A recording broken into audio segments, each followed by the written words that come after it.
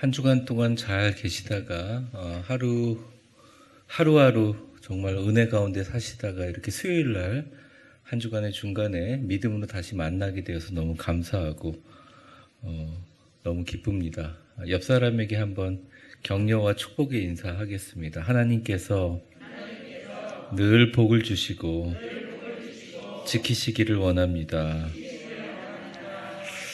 우리 초대교회도 그런 인사들을 같이 했는데요.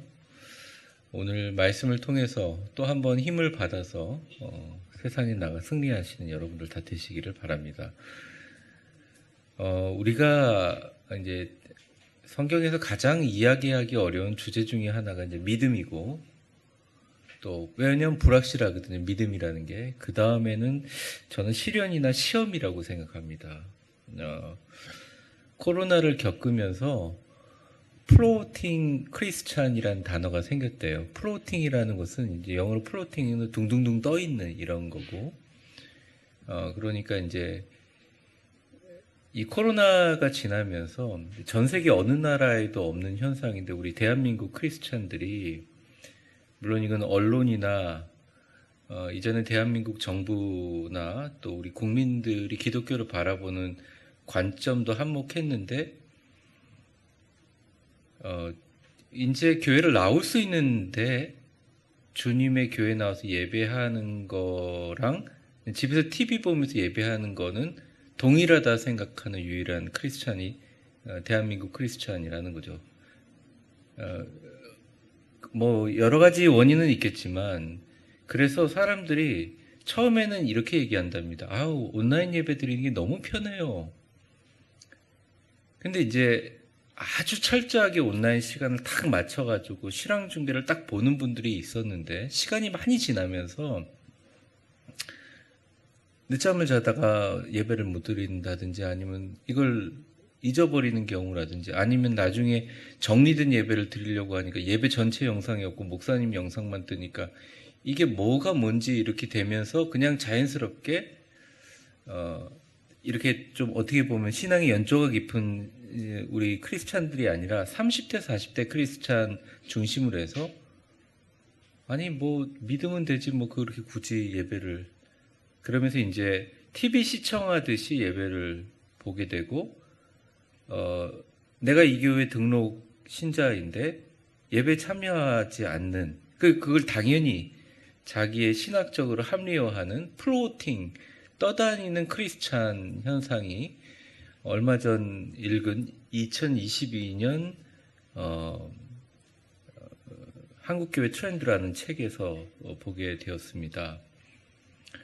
저는 그 현상이 보여주는 의미는 뭐냐면, 우리 모두에게 엄청나게 큰 시험이 있었잖아요. 이게 코로나이고, 목회자는 목회자 나름대로, 성도들은 성도들 나름대로 이게 교회에 나와서 모여가지고 같이 이렇게 뭔가를 만들어낼 수 있는 기회 자체가 완전히 박탈된 상태에서 세상과 사람들 소리 가운데 싸우면서 이겨야 되는 그 힘과 동력을 얻기 위해서 투쟁을 하는데, 이게 힘이 공급돼야 되지 않으니까 자기의 뼈와 피를 짜가지고 막 이걸 싸우면서 그냥 놔버린 거죠, 마음을.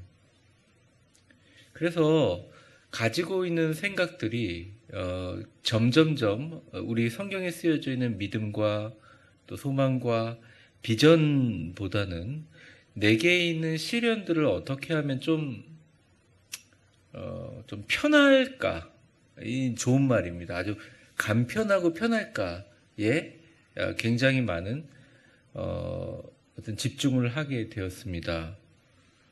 물론 저는 경제에 대해서는 잘 모르지만, 우리나라가 10년 전부터 시작된 플랫폼 사업들, 예를 들어 쿠팡이라든지, 그러니까 그 사람들은 수입을 발생하는 일을 하지 않아요.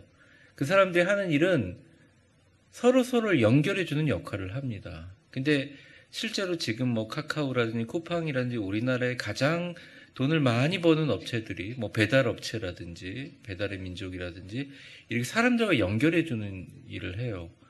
근데 그 사람들을 연결해주는 일을 하는 것의 가장 중요한 일은 우리나라 사람들의 특성에 성격이 급하고 편한 걸 좋아하기 때문입니다. 그러다 보니까 점점점 배달비가 붙고 음식 가격이 상승하는 건 당연하고, 결국 음식값이 많이 상승하다 보니까 사람들이 외식을 줄이고 이런 경제적인 악순환, 제가 이런 것을 보면서 이 시대에 과연 목회자가 성도들에게 시련을 좀 잘 참으면 당신들이 면류관을 얻을 것이다 이야기하는 것이 얼마나 영향력이 있겠는가, 많은 고민과 그런 마음들을 가지고 왔습니다. 근데 제가 분명히 말씀드릴 수 있는 거는 그 사람의 모든 인생은 그 사람의 태도와 자세에 달려 있다는 것이죠. 저는 늘 강단에서 얘기하지만 저는 미래에 대해서 저 엄청 걱정하는 사람이지만 결국 알고 있는 거 하나는, 하나님이 제가 어릴 적에 목회를 시작하면서 이런 복을 주실 거라고 얘기했던 부분에 대해서는 흔들리지 않아요. 반드시 하나님께서 많은 사람들이 다 걱정하더라도 저의 앞날은 하나님께서 어떤 일을 겪더라도 하나님 피할 길을 내시고 좋은 길로, 축복의 길로, 우리 교회처럼 위대한 길로 인도해 주실 줄 믿습니다. 이게 저희 고백이에요. 근데 그런 본바탕에 세워져 있는 그런 마음들, 그게 하나에 보면 내가 세계를 바라보는, 내가 영적인 세계를 바라보는, 내 인생을 바라보는 자세이거든요. 저는 여러분들도 그랬으면 좋겠습니다. 그러니까 우리가 고민하고 고통스럽고 막 아프고 이런 것들, 특별히 우리 청년 세대들 보면 기대치는 굉장히 높아요. 그런데 보는 시선들은 굉장히 자신의 브라이트, 밝은 면보다 다크한 사이드를 많이 보는 것 같아요. 어차피 우리는 모두 다 잘할 수 없기 때문에 자신이 갖고 있는 강점으로 승리해야 됩니다. 이 험한 세상에 크리스찬들이 승리할 수 있는 방법이요, 세상 사람들은 컨텐츠를 잘 짜고 플랫폼 사업을 한다든지 아니면 사람들을 그러니까 세상의 방법으로 뭘 하려고 하는 것도 중요하지만 그거는 크리스찬에게는 그저 어떻게 보면 굉장히 제가 볼 때는 강점이라고 할 수 없어요. 크리스찬의 강점은 뭐냐면 우리가 예수님을 모시고 있다는 거고, 늘 마음속에 가지고 있는 안정성이고, 수없이 설교하고 되뇌어지는 믿음이라는 것이죠. 오늘 교재의 내용이 되게 많지만 좀 많이 생략하면서 제가 핵심적인 내용들을 좀 말씀드리려고 합니다. 일단 전제합니다. 시련은 누구에게나 어렵고 겪고 싶지를 않습니다. 그런데 분명한 것은 이 야고보가 하는 말은 이 시련을 또 시험을 대처하는 자세가 복을 부를 수도 있고 화를 만들어낼 수도 있다는 것이죠. 그러면 오늘 성경 말씀들을 좀 인용해 보면서 하나님이 원하시는 시험이나 시련이 왔을 때 대처하는 자세는 어떻게 해야 되는가? 어떤 자세였는가? 첫 번째, 기쁘게 여겨 인내로 승화시킴입니다. 이렇게 말을 풀어놨지만 간단하게 얘기하면 우리의 시련이 오는 것을 원천 차단할 수는 없어도, 그러니까 몸이 갑자기 아프거나 갑자기 관계에 문제가 생기거나 어려움, 이걸 원천 차단시킬 수는 없어도 내가 있는 시련에 성경적인 의미를 부여하는 거예요. 야고보서 1장 2절과 4절, 2절서부터 4절까지 본문에 나와 있는데 여러분 교재를 보셔도 됩니다. 화면을 보셔도 되니까 같이 읽겠습니다. 시작. 내 형제들아, 너희가 여러 가지 시험을 당하거든 온전히 기쁘게 여겨라. 이는 너희 믿음의 시련이 인내를 만들어내는 줄 너희가 알미라. 인내를 온전히 이루라. 이는 너희로 온전히 구비하여 조금도 부족함이 없게 하려 함이라. 이게 시험이 오면 자기가 의미를 부여하는 습관을 갖는 겁니다. 태도를 가지는 겁니다. 이 시험이 오면 내가 그동안 막 짜증내고 속상해내고 다급하고 막 당황하는 게 아니라 좀 기쁘게 여겨야 된다. 내가 요거 하고 나면 조금 인내가 많아지겠구나. 그러니까 인내를 잘 이겨내면 내가 이것에 온전함이 있겠구나. 이거를 제가 청년들이나 어떤 집회를 할 때 계속 설명을 하면 잘 이해를 못 하는데 청년들한테 그런 얘기를 해요. 청년들은 오락 엄청 많이 하거든요. 컴퓨터 이렇게 가끔 전철이나 보면 막 이러고 있는 거 보면 무슨 문자를 하는지 모르는 오락을 하고 있어요. 근데 오락에 캐릭터가 있잖아요. 다 자기라는 캐릭터가 있는데 그 캐릭터가 맨날 죽습니다. 그냥 끝나는 게 아니에요. 그 다음 판을 하면 계속 레벨이 올라가요. 죽으면서 계속 레벨이 올라가요. 아유, 내가 예수 믿고 자존심이고 뭐고 다 죽었어. 옛날에 내가 왕년에 한 가닥 하던 사람인데. 그런데 그게 실패한 게 아니라 레벨이 계속 올라가는. 방어력도 올라가고요. 전투력도 올라가고요. 우리 어르신들 잘 무슨 말인지 잘 모르실 수도 있어요. 그리고 이게 막 올라가서 애들 말로 만렙이 됩니다. 만렙이. 네. 그러니까 시련들을 다 이겨낸 거죠. 나에게 시련이 올 때 그렇게 생각해라. 저희 아버님이 어릴 적부터 저한테 얘기하셨던 얘기입니다. 절대 지는 건 없다. 전에도 제가 설명했지만 배우는 거다. 배우는 거다. 여러분 혹시나 시련 중에 있는 분들이 계시다면 기쁘게 여기라는 건 기뻐하라는 게 아니에요. 이 야고보서의 시험은 엄청나게 큰 겁니다. 그런데 이런 태도가 복을 불러온다. 어느 복이? 사람과 사람 사이 아니요. 하나님이 이런 걸 보면서 움직여 주신다는 거예요. 그 뒤에 나오지만 두 번째, 능히 감당할 수 있고 피할 길을 여시는 하나님 의지로 여김. 그러니까 뭐 조금 어미가 빠졌는데 이게 하나님께 집중하는 계기구나라고 생각하는 태도입니다. 고린도전서 10장 13절 우리 같이 한번 읽어볼까요? 시작. 사람이 감당할 시험 밖에는 너희가 당한 것이 없나니 오직 하나님은 미쁘사 너희가 감당하지 못할 시험 당함을 허락하지 아니하시고 시험 당할 즈음에 또한 피할 길을 내사 너희로 능히 감당하게 하시느니라. 네, 이렇게 나와 있죠. 그러니까 이번에 이거 하나님께 좀 집중하라는 계기구나. 피할 길을 어차피 내실 거니까 하나님을 좀 더 의지할 수 있는 계기로 삼는구나. 이게 내가 마인드셋이라고 하거든요. 그럼 마음을 그렇게 가지라는 거예요. 세 번째는 시험을 복으로 이해하는 것입니다. 마태복음 5장 10절에서 12절까지 같이 한번 읽어보겠습니다. 시작. 의를 위하여 박해를 받는 자는 복이 있나니 천국이 그들의 것임이라. 나로 말미암아 너희를 욕하고 박해하고 거짓으로 너희를 거슬려 모든 악한 말을 할 때 너희에게 복이 있나니 기뻐하고 즐거워하라. 하늘에서 너희 상이 크민이라. 네. 반드시 그 이후에 갚아주시고 복이 있음을 이야기하는 거죠. 주님 때문에 핍박을 당하고 주님 때문에 손해를 당하고 내가 하나님의 뜻대로 살려고 노력을 하는 순간 하나님께서 그 모든 일들에 대해서 갚아주신다는 어떤 예화를 이야기하기 전에 시험을 대처하는 자세를 오늘 좀 말씀드렸는데 그냥 정리하면 이게 첫 번째, 시험이 딱 오면 이게 결과는 반드시 나의 온전함을 위한 것이다. 이게 마인드셋을 가지는 겁니다. 또 시험이 오면 이거 하나님께 조금 더 기도하는 계기로 삼아보자. 시험과 시련이 오면 이거 반드시 복으로 이어진다. 이런 마인드셋을 가지라는 거죠. 그러니까 시련이 와도 잘 버티는 정도가 아니라 시련이 왔는데 오히려 막 신앙이 성장하고 그 시련 언젠가 지나갔는데 툭 지나가고 나서는 그분이 막 큰 나무처럼 커져 있을 뿐만 아니라 진짜 그 자녀들 그 주변에 좋은 영향력이 막 생기시는 분들을 보면 목회자로서 최고의 기쁨을 느낍니다. 그건 최고의 보람이에요. 그건 돈으로 살 수 없는 목회자만 느낄 수 있는 기쁨이에요. 그런 기쁨이 저한테 넘치기를 바라고 사실은 그런 기쁨들이 넘치고 있습니다.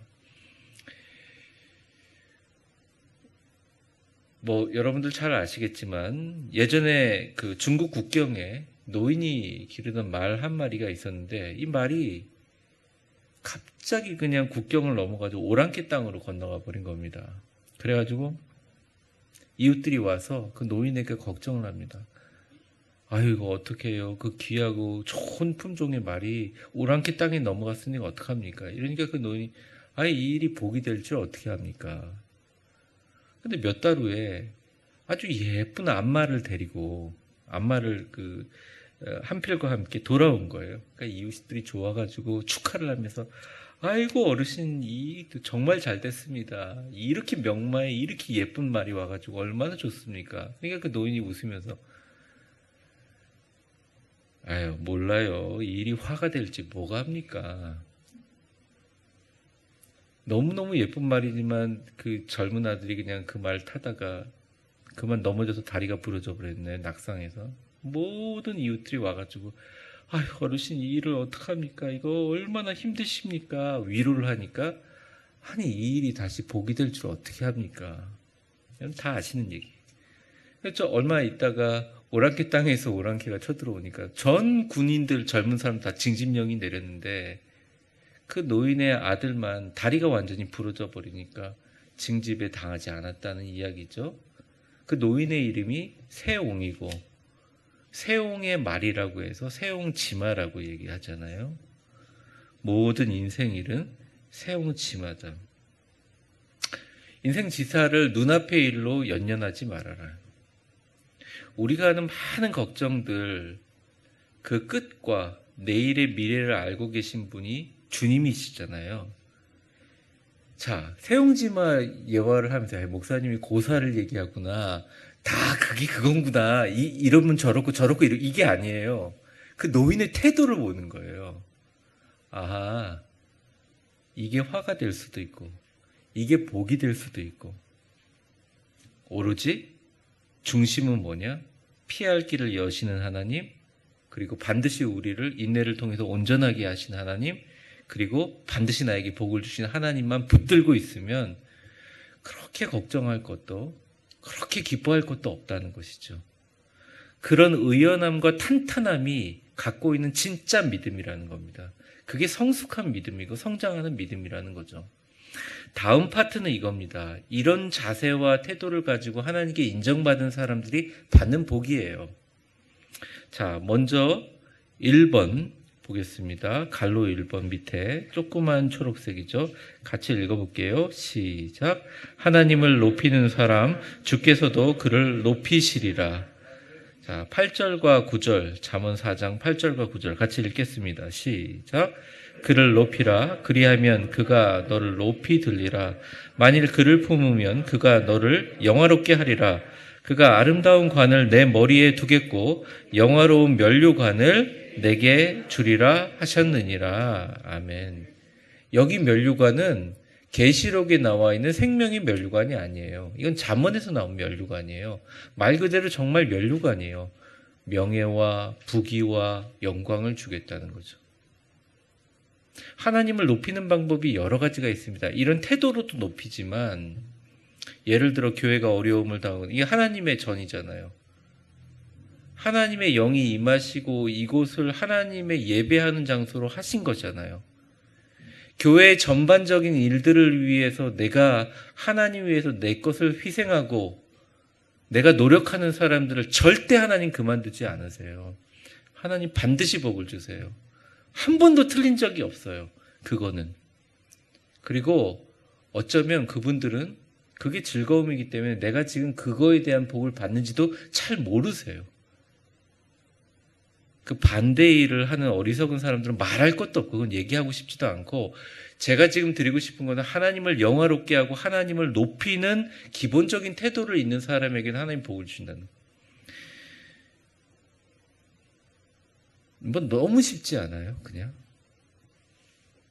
무조건 하나님이 먼저인 거죠. 그 사람에게는. 우리 직분자들에게 무조건 하나님이 먼저인 거예요. 그냥 쉬운 예로 교회 오는데 어떤 분이 마음에 안 들어요. 나 교회 안 나오겠다 이렇게 하시는 분이 있어요. 근데 제가 딱 생각을 해보면 그분의 생각이 틀리다고 얘기할 수는 없어요. 그냥 인간적으로 보면. 근데 내가 교회에 나오는 목적이 뭡니까? 하나님을 만나고 하나님을 높이기 위한 거잖아요. 그럼 내가 하나님이 더 중요하고 우선순위라면 교회 나와야죠. 그런 복을 주신다는 아주 간단한 내용들이에요. 뭐 어려운 게 아니에요. 애가 공부를 잘 안 해요. 항상 머리에 막 머리가 아파. 애만 생각하면 왜 공부 안 하고 자리도 못 잡고 이럴까? 그러면서 야, 너 공부해. 너 집에 들어가서, 너 방에 들어가서 공부해. 이놈 새끼. 물론 그런 어린아이가 좀 없으실 수도 있겠지만, 어릴 적인 말입니다, 애들. 엄마 나 공부 안 하고 수요 예배 가면 안 돼? 이제 어디 수요 예배를 따라오려 그래. 엄마 갔다 올 때까지 문제집 풀고 있어. 이러고 올 때 하나님이 이렇게 보시면서 너는 나를 높이느냐 묻지도 않으세요? 그냥 딱 보여준 거예요. 그 자체로. 헌금 생활. 뭐 말하지 않겠습니다. 교회 출석하는 거. 교회에 대해서 말하는 거. 생각하는 거. 그냥 하나님 높이시면 그가 우리를 높여주신다니까. 아주 간단합니다. 그게 복이라는 거예요. 2번하고 3번은 같이 연이어서 읽을 텐데 시험 중에서도 인내의 말씀과 약속을 지키는 자와 사는 동안 영혼을 바라보며 주님의 선하신 심판을 기다리는 자. 굉장히 뭐 길게 써놨지만 이겁니다. 그냥 성화의 과정을 겪으면서 이분들은 더 고차원적인 어떻게 보면 믿음을 갖고 있는 거예요. 우리 신현주 집사님 어머님 그 하늘나라 가셔서 지금도 우리를 보면서 기도하고 계시겠는데 그 따님들 믿음의 따님들이 돌아가면서 그 어머님 붙잡고 몇 시간씩 계속 찬송을 불러드렸대요. 돌아가실 때가 되니까. 근데 마지막 돌아가실 때는 찬송을 부르는데 이 힘이 없으니까 우물우물 하셨는데도 따라 부르고 계셨어요. 그 좋아하는 찬송을. 천성길 가나니 은혜로다. 이 찬송 부르면서 하느님 나라 간 거죠. 그거보다 최고의 인생은 없어요.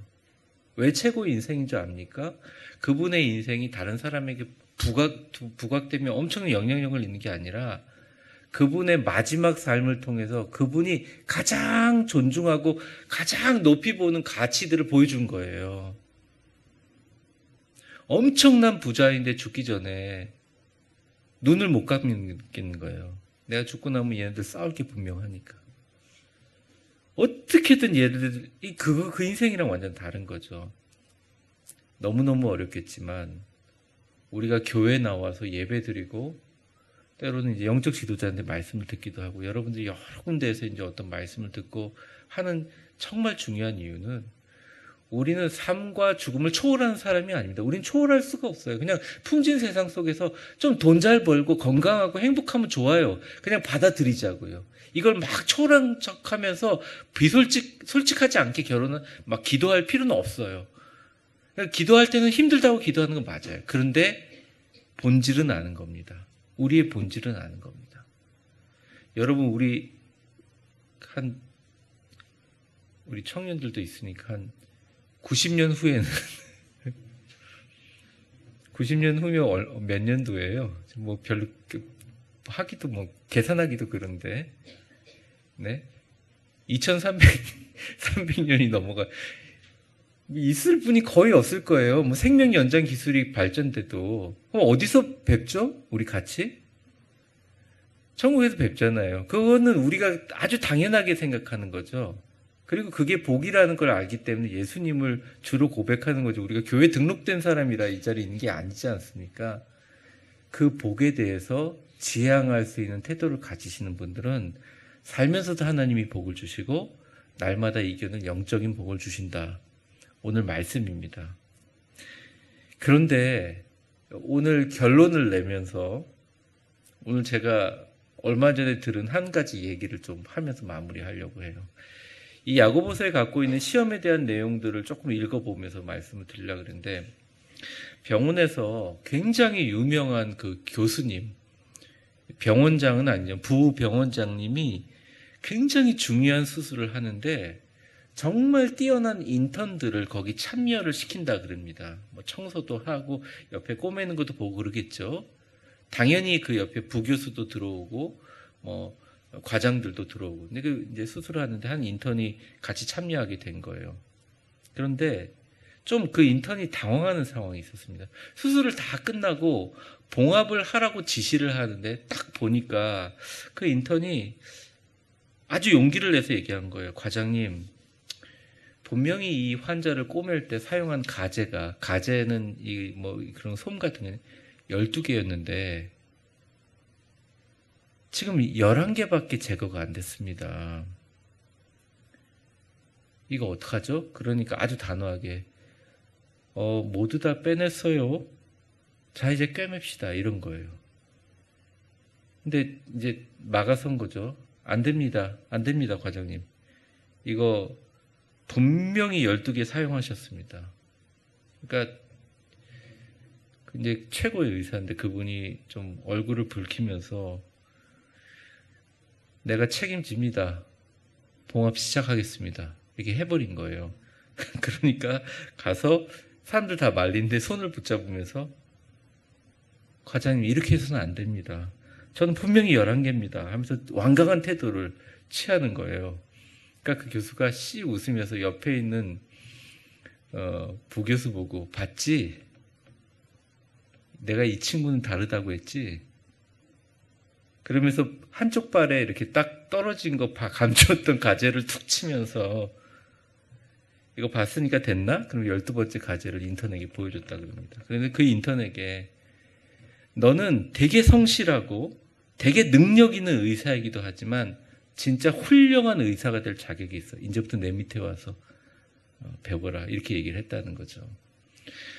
그 기사를 무슨 감동 기사라고 해놨는데 저는 그걸 보고 어떤 생각을 했냐면 하나님이 우리에게 주시는 그 시험에 갖고 있는 의도라는 거죠. 여러분, 우리는 모두 다 시험을 합니다.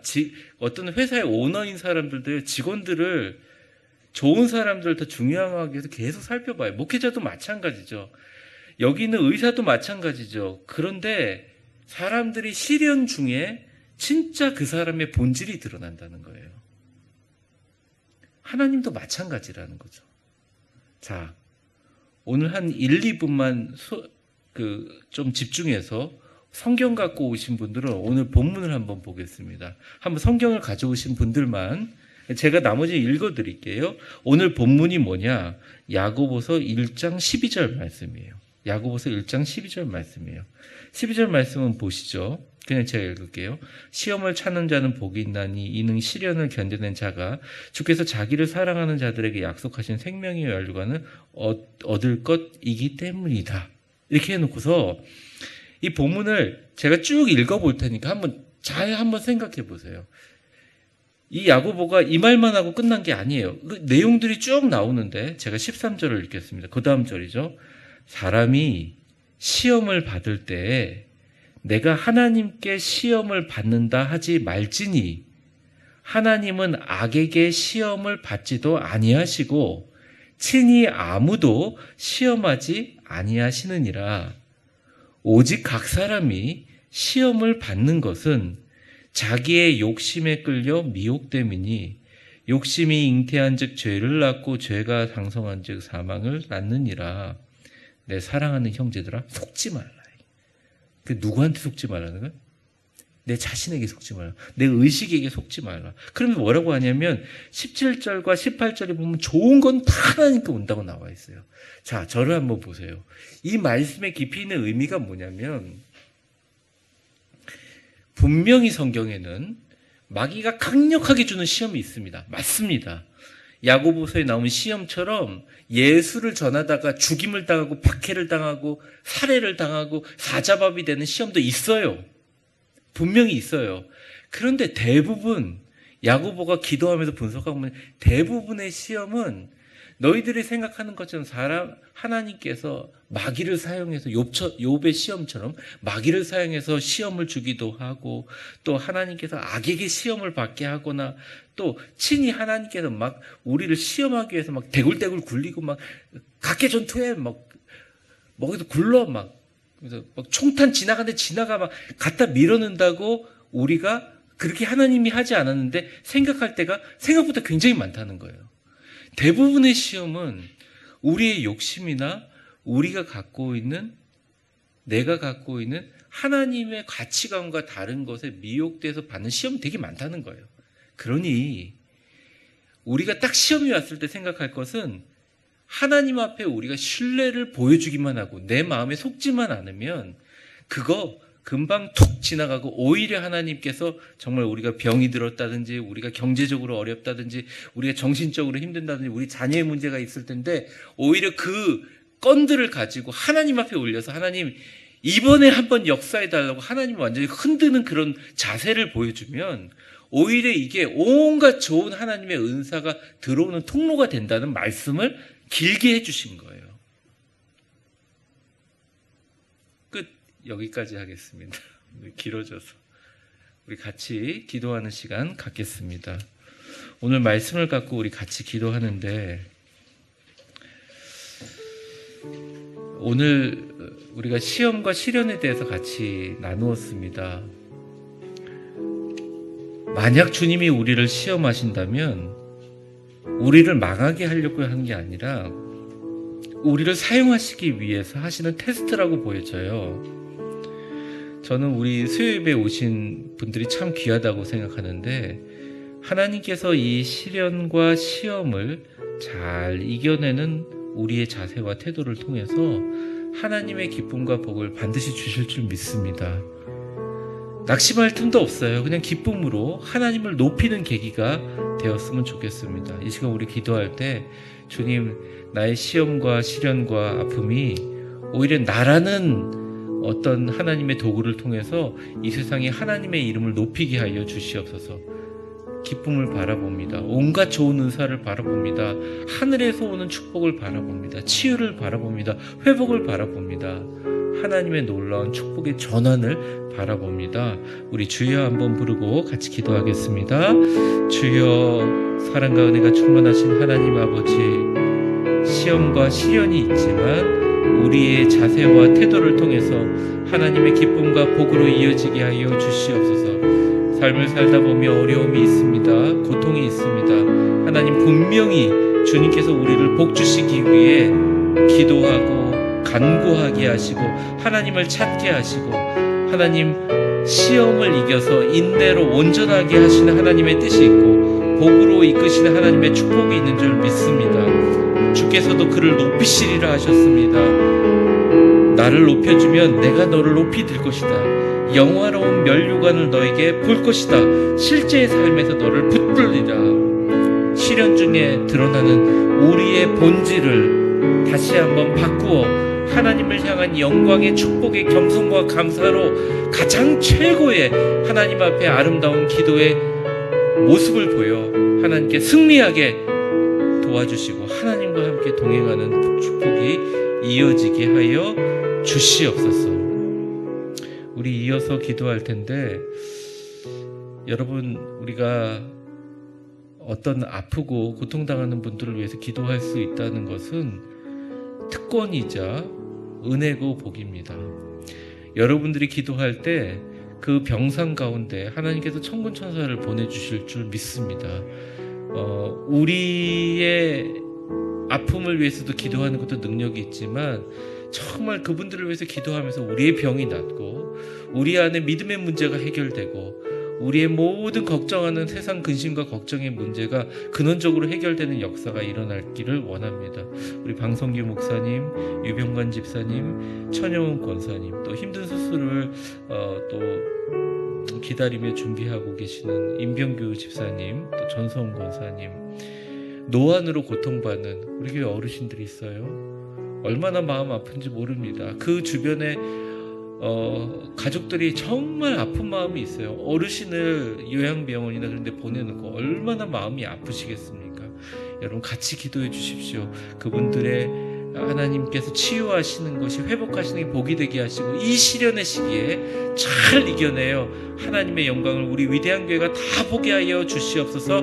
우리 주여 한번 부르고 통성으로 같이 기도하겠습니다. 주여, 사랑과 은혜가 충만하신 하나님 아버지, 한 명 한 명 이름을 부르며 주님 앞에 기도합니다. 하나님, 이스라엘의 하나님, 위대한 교회를 사랑하시는 하나님, 방성규 목사님, 유병관 집사님, 천영우 권사님, 임병규 집사님, 전성 권사님, 김병규 집사님, 전진영 집사님, 하나님, 노안으로 고통당하는 모든 어르신들을 위해서 기도합니다. 얼마나 힘들고 아플까요? 얼마나 마음이 무너졌을까요? 하나님, 우리가 매일매일 찾아가 만날 수는 없지만 주님이 이 시간 오셔서 만나주시고 치료하여 주시고 회복시켜 주시옵소서. 우리의 시련과 시험이 하나님 정말 아무것도 아니라 우리 주님 주신 가시멸 유관을 하나님 가장 영광스러운 멸관을 쓰며 주님이 기도하시고 하나님 앞에 나아간 그 축복과 은혜를 기억합니다. 반드시 치유하시고 회복시켜셔서 우리 교회에 놀라운 하나님의 축복의 밥상을 차려주실 위대하신 하나님, 사는 동안 그 영혼을 바라보고 주님의 선하신 심판을 기다리며 나아가겠습니다. 주여 역사해 주시고 반드시 회복시키는 하나님의 역사가 일어나게 하여 주시옵소서.